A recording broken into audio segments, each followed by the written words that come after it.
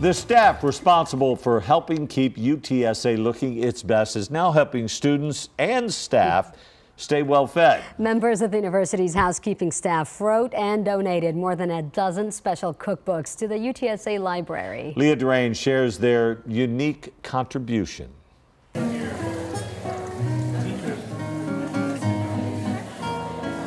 It's a party at the UTSA library, a celebration of a new book collection being added to the shelves.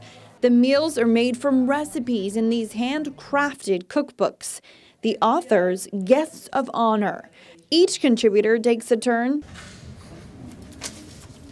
signing a deed, allowing UTSA to preserve and share these special books with the world forever. It's the opportunity of a lifetime, UTSA history. This is Jaime Sanchez. He and the other 15 authors are also UTSA employees, part of the housekeeping crew that makes sure the campus stays beautiful. I do the whole library, 24 hours with empty trash, clean the restroom. It's always busy there because it's 24-hour students. They never go home, they stay there to study. Erlinda Castillo will now get to see her book every day while at work. I was stunned. I was so happy that this is going to stay here, and maybe my nephews and my nieces, they come and see my book, what I've done. And I think they're going to be so proud of me. From Nutella cake to Johnny's perfectly seasoned Vienna sausages with croutons, the morsels are mouth-watering.